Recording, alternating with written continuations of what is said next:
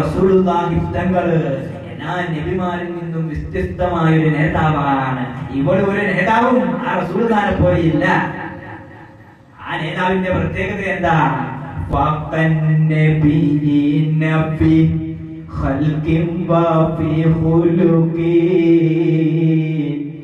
വലയുദാനുഹു ഫി ഇൽമിൻ വലകറമി മൗലായ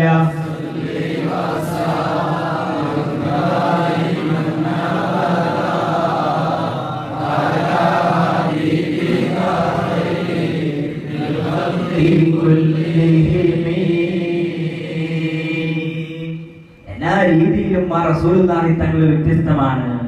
മറ്റു പ്രവാചകരെക്കാളും വ്യത്യസ്തമാണ്.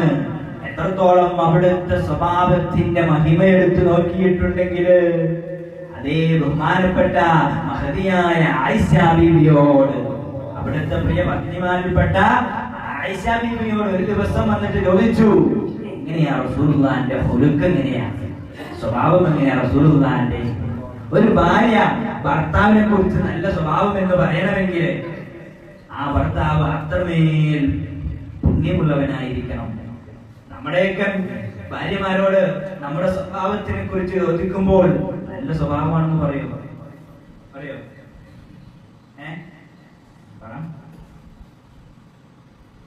ഇല്ലല്ലോ, പറയാൻ വളരെ ബുദ്ധിമുട്ടായിരിക്കും. എന്നാൽ ആയിഷ ബീവിയോട് മുത്തുനബിയുടെ മുത്തുനബിയുടെ സ്വഭാവത്തിനെ കുറിച്ച് ചോദിച്ചപ്പോൾ അവിടുന്ന് പറഞ്ഞു, അത് ഖുർആനാണ്. റസൂലുള്ളാഹിന്റെ സ്വഭാവം ഖുർആനാണ്.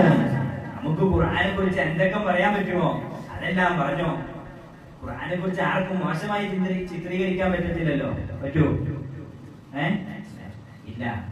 അപ്പോ ആ ഖുർആനെ കുറിച്ച് എന്തെല്ലാം നമുക്ക് ചിന്തിക്കാൻ കഴിയുമോ അതെല്ലാം ആ റസൂലുള്ളാഹിനെ കുറിച്ചും നമുക്ക് ചിന്തിക്കാം. കണ്ടോ? അപ്പോ പറഞ്ഞു വന്നത് ആ പരിശുദ്ധ ഖുർആൻ ഇവിടെ ആർക്കും വ്യാഖ്യാനിച്ച് അതിന്റെ തഫ്സീറുകളൊന്നും എഴുതി തീർക്കാൻ ആർക്കും കഴിഞ്ഞിട്ടില്ല. ആ പരിശുദ്ധ ഖുർആനിന്റെ വ്യാഖ്യാനം ഇവിടെ ആർക്കും എഴുതി തീർക്കാൻ കഴിഞ്ഞിട്ടില്ല. മഹാന്മാര് പഠിപ്പിക്കുന്നു, ആ പരിശുദ്ധ ഖുർആൻ നിങ്ങൾ എഴുതി അതിന്റെ വ്യാഖ്യാനം എഴുതാനിരുന്നിട്ടുണ്ടെങ്കിൽ ഈ ലോകത്തുള്ള സകല വൃക്ഷങ്ങളും നിങ്ങൾ പേനകളാക്കിക്കോ. മറിച്ച് ഈ ലോകത്തുള്ള എല്ലാ സമുദ്രങ്ങളും നിങ്ങൾ മഷികളാക്കിക്കോ. അങ്ങനെ നിങ്ങൾ ആ ഖുർആൻ എഴുതാൻ നിന്നിട്ടുണ്ടെങ്കിൽ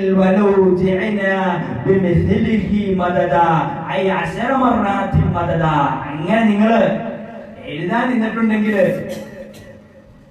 അതെല്ലാം ആ വൃക്ഷങ്ങളും എല്ലാം തേഞ്ഞ് എഴുതി എഴുതി എഴുതി എഴുതി തേഞ്ഞു പോകും. വൃക്ഷങ്ങൾ എഴുതാൻ നിന്നിട്ടുണ്ടെങ്കിൽ ഈ സമുദ്രങ്ങൾ മുഴുവനും പറ്റിപ്പോകും.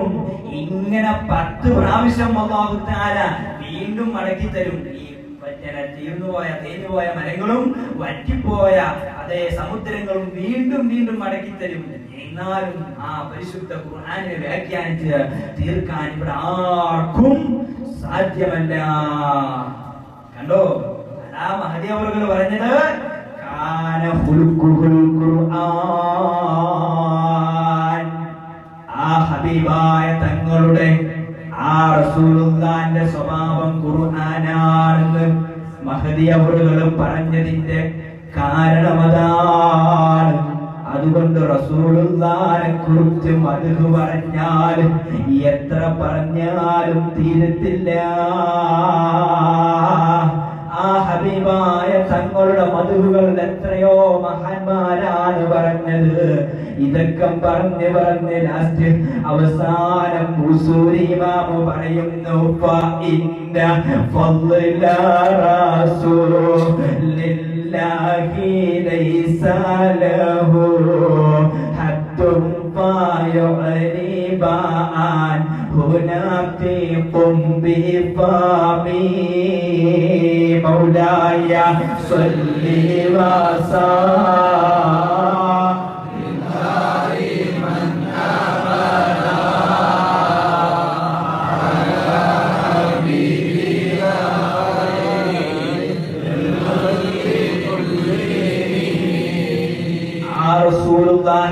തങ്ങളുടെ സ്വഭാവം, ആ റസൂലുള്ളാഹിന്റെ മഹത്വം, അതേ ആ മഹത്വത്തിന് ഒരു അതിരുകളുമില്ല.